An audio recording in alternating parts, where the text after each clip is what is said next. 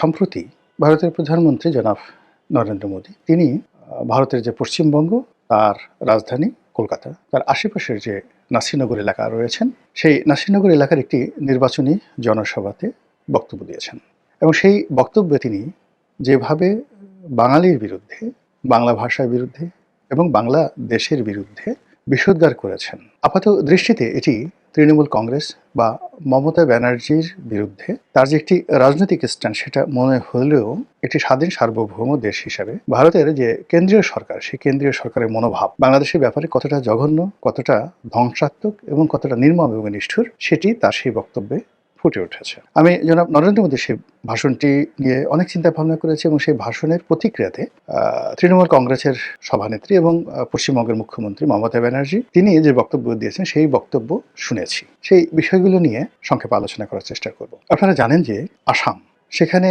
আসাম এবং ত্রিপুরা এখানে নরেন্দ্র মোদীর যে রাজনৈতিক দল বিজেপি তারা সেখানে অতীতের যে কোনো সময় আসছে ভালো করেছে, অর্থাৎ সেখানে বিজেপির শাসন চালু হয়েছে। কিন্তু স্বাধীন ভারতের রাজনীতিতে সবসময় বাংলা মানে পশ্চিমবঙ্গ খুব গুরুত্বপূর্ণ ভূমিকা পালন করেছে। পশ্চিমবঙ্গের কারণে যাকে বলা হয় পুরো রাজনীতি বারবারই উলটপালট হয়েছে, কখনো যাকে বলা হয় রাজনীতিবিদদের দ্বারা, কখনো শিল্প সাহিত্যিক কবিদের দ্বারা, কখনো ব্যবসায়ীদের দ্বারা। পশ্চিমবঙ্গ পুরো ভারতবর্ষের রাজনীতি নিয়ন্ত্রণ করেছে। একসময় ডক্টর বিধানচন্দ্র রায়, জ্যোতি বসু, এরপরে তারও আগে মাওলানা আবুল কালাম আজাদ, হুমায়ুন কবির, এরপরে সর্বশেষ যে রাষ্ট্রপতি ছিলেন প্রণব মুখার্জি, এই সমস্ত দিকপাল ছাড়াও শরৎ বসু, তারপর বাংলার বাগ আশুতোষ মুখার্জি, শ্যামাপ্রসাদ মুখার্জি, অসংখ্য লোক মানে যারা সর্বভারতীয় রাজনীতিতে এতটা দিকপাল হয়ে আছেন যে তাদের সমপর্যায়ের রাজনীতিবিদ আসলে তৈরি হয়নি। কবি, সাহিত্যিক সব ক্ষেত্রে মানে আমরা যেমন আমাদের বাংলাদেশে যেমন জাতীয় সঙ্গীত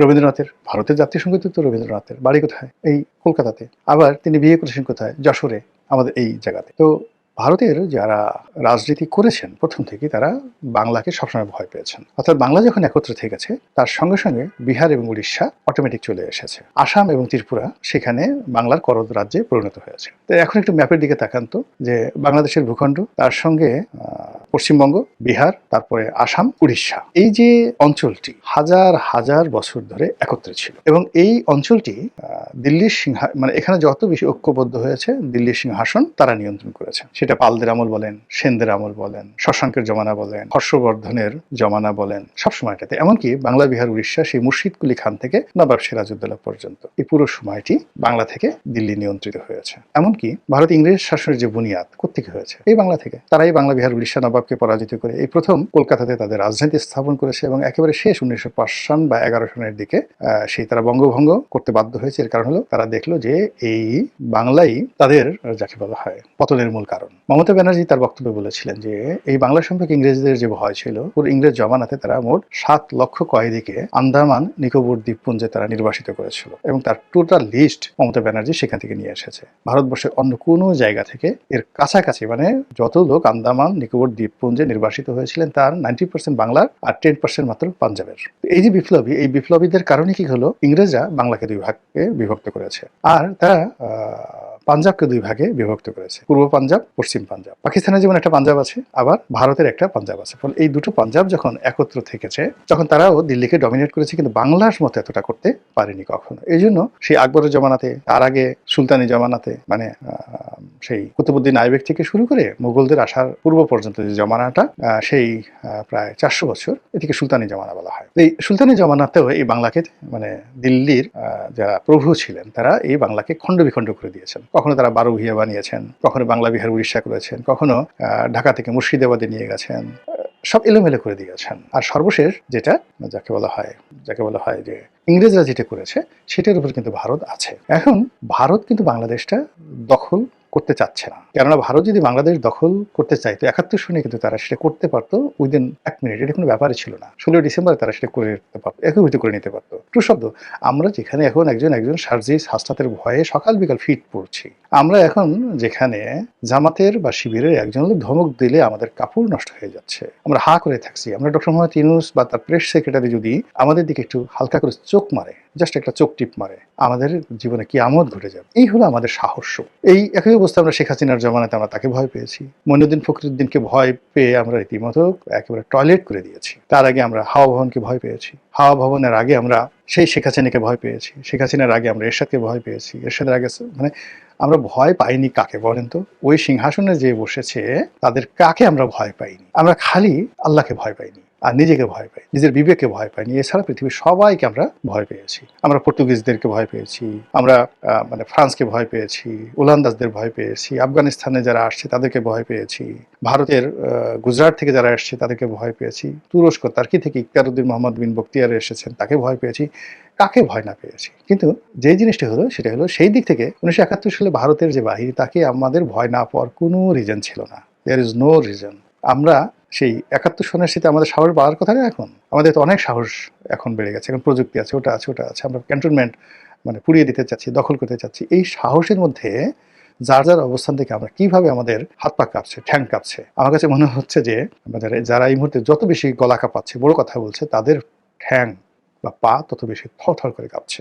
তো এই কম্পনটি কি পর্যায়ে ছিল 1971 সনে, ওটা যারা 71 সনে ছিলেন তারা বুঝতে পারবেন। আমরা গ্রামে ছিলাম, তো ওই সময়টাতে গ্রামের মানুষের যে কি পরিমাণ ভয় ছিল, আপনি এগুলো বললে হাসতে হাসতে আপনারা মরে যাবেন। অনেকে ধরুন পাট খেতে বসে পায়খানা করছে, হঠাৎ করে খবর এলো মিলিটারি আসছে।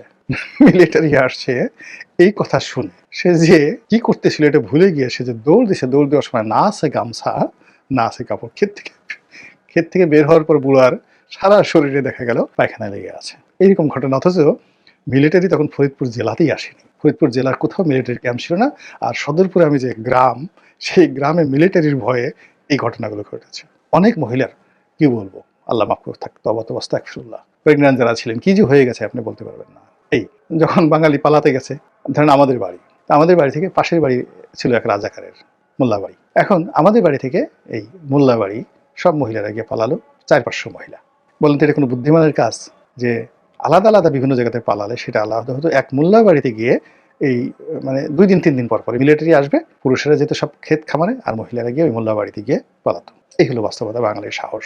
তো সেই সাহসটি 71 সনে যদি এই অবস্থা থাকে, আর এখন যদি এই অবস্থা থাকে, তাহলে বোঝার চেষ্টা করুন যে 71 সনে দিল্লি যদি চাইতো কি করতে পারতো, কিন্তু কেন করেনি?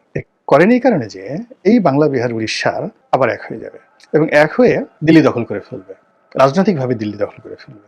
এখন যেভাবে ধরুন একছত্রভাবে শিবাজি, ওই যে দিল্লিতে মানে বলে না যে শিবাজি রাও, সেই শিবাজি, তো সেই শিবাজির যারা বংশধর, মতাদর্শী সৈনিক, এরাই কিন্তু সেই সর্দার বল্লভভাই প্যাটেল, ভারতের মুক্তিযুদ্ধের সময় বল্লভভাই প্যাটেলের শিষ্যই কিন্তু নরেন্দ্র মোদী। মানে এই গুজরাট কেন্দ্রিক যে আধিপত্য, এই আমরা 47 সন থেকে দেখেছি, এর আগ পর্যন্ত পুরোটাই ছিল কিন্তু কলকাতা কেন্দ্রিক। পুরো সময়টা হাজার হাজার বছর ধরে কলকাতা কেন্দ্রিক ছিল। আর এর বাইরে দিল্লিতে যারা দেখতেন তারা ওই বিদেশ থেকে আসতেন, আর তারা মানে আশেপাশে যে মধ্যপ্রদেশ আছে, উত্তরপ্রদেশ, মধ্যপ্রদেশ এবং এই যে রাজস্থান, সেই রাজস্থানের যারা রাজপুরুষ, রাজনীতিবিদ, তাদেরকে নিজেদের কবজায় রাখতেন। এর বাইরে কোনো রাজনীতি ছিল না, সেখানে কোনো রাজনীতি ছিল না। বাংলা সবসময় স্বাধীন, এখান থেকে টাকা যেত, এখানে তাদের বারবার যুদ্ধ করতে হতো। তো 71 সনে তাদের যে ভয় ছিল যে বাংলা যে কোনো সময় ঐক্যবদ্ধ হয়ে দিল্লি দখল করতে পারে, এবং সেই ভয়টি এই জমানাতে এসে মারাত্মক আকার ধারণ করেছে। এর কারণ হলো পশ্চিমবঙ্গে মমতা ব্যানার্জি যে শক্তি, তার যে জনপ্রিয়তা, তার যে সাহস, গত 100 বছরে পশ্চিমবঙ্গে কোনো রাজনীতিবিদ এতটা বাঙালিকে সিমেন্টেড করতে পারেনি। 2 নম্বর হলো যে এই বাংলাদেশের এই ভূখণ্ডটি এখন এই মুহূর্তে ধনের সম্পদ পরিপূর্ণ হয়ে এমন একটা ভার্নারেবল অবস্থায় চলে গেছে, এটাও অতীতে গত 100 বছরে আপনি কখনো দেখবেন না। অর্থাৎ এটাকে হুমায়ুন যেটা বলেছিলেন দোজখপুর জান্নাত, মানে এখানে এখন আজকের দিনে হাজারো সমস্যা আছে, কিন্তু তারপরেও এখানে যে সম্ভাবনাগুলো আছে, মাটির নিচে, আকাশে এবং মাটির উপরে, পশু পাখি, কীট পতঙ্গ এবং মানুষ, এদের মধ্যে সম্মিলিত যে প্রাকৃতিক রিসোর্স রয়েছে, আমেরিকার জিহ্বা বের হয়ে আছে এই রিসোর্সগুলো, সম্পদগুলো নেওয়ার জন্য, ভারতীয় জিহ্বা বের হয়ে আছে, তারপর ব্রিটেন, ফ্রান্স থেকে শুরু করে এমনকি সৌদি আরব, এমনকি তুরস্ক, তারা সবাই এই বাংলার উপরে কর্তৃত্ব দেখাতে চাচ্ছে। তো সেই অবস্থাতে যদি এই যে আমাদের বাংলাদেশে যারা এখন 7 সিস্টার্স দখল করতে হুমকি দিচ্ছেন, এটা আপনার কাছে যত হাস্যকর মনে হতে পারে, নরেন্দ্র মোদীর কাছে এটা হাস্যকর নয়। তিনি এটা খুব সিরিয়াসলি নিয়েছেন।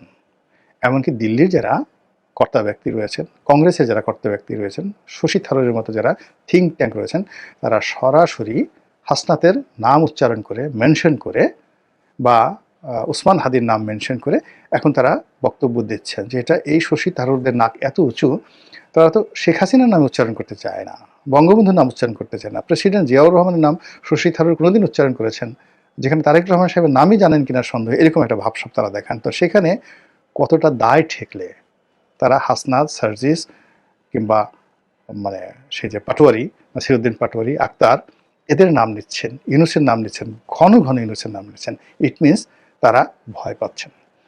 এবং সেই ভয়টাকে জয় করার জন্য বিজেপি এখন আসামের মতো, বিহার না ঠিক আসামের মতো, ত্রিপুরার মতো তারা সেখানে মমতা ব্যানার্জিকে পরাজিত করে বিজেপির শাসন প্রতিষ্ঠা করতে চাচ্ছেন এবং লোভ দেখাচ্ছেন যে আমাদেরকে বিজয়ী করো, দিল্লিতে আমরা যেভাবে কেন্দ্রীয় শাসন চালাচ্ছি তোমাদের এখানে যদি চালাতে পারি তাহলে তোমাদের উন্নয়ন ত্রিপুরার মতো হবে, আসামের মতো হবে। দেখো গত অল্প দিনের মধ্যে সেখানে কিভাবে পাল্টে দিয়েছে এবং এখন পুরো পশ্চিমবঙ্গ রিফিউজি ক্যাম্পে পরিণত হয়েছে। বাংলাদেশ থেকে লোকজন আসছে এবং রিফিউজিরা সব কিছু নিয়ন্ত্রণ করছে এবং আগামী দিনে এই রিফিউজিরাই পশ্চিমবঙ্গ দখল করে ফেলবে। এই হলো তার বক্তব্য। তাহলে বোঝার চেষ্টা করুন যে বাংলা নিয়ে তাদের অ্যালার্জিটা কোন পর্যায়ে, এবং সেই অ্যালার্জি থেকে, ভয় থেকে, আতঙ্ক থেকে তারা যদি বড় কোনো দুর্ঘটনা ঘটায়, এবং যেটি এখন বলা হচ্ছে যে তারা ৭১-এর মতো আবার অ্যাকশনে যাবে, তারা আবার সার্জিক্যাল স্ট্রাইক চালাবে, তারা আবার সেই যে আমাদের সীমান্তে সৈন্য সমাবেশ আলটিমেটলি তারা করেছে, সামরিক শক্তি বৃদ্ধি করেছে, টহল বৃদ্ধি করেছে, এবং দেখলাম যে অনেক জায়গাতে তারা টহল বৃদ্ধি করেছে যেন অনুপ্রবেশ না ঘটে বাংলাদেশ থেকে। তো এই জিনিসগুলো, লক্ষণগুলো কি আপনার কাছে স্বাভাবিক মনে হচ্ছে? স্বাভাবিকভাবে মনে হচ্ছে না। এমনকি মমতা ব্যানার্জি তিনি যে প্রতিক্রিয়া দেখাচ্ছেন এটাও আমার কাছে স্বাভাবিক মনে হচ্ছে না।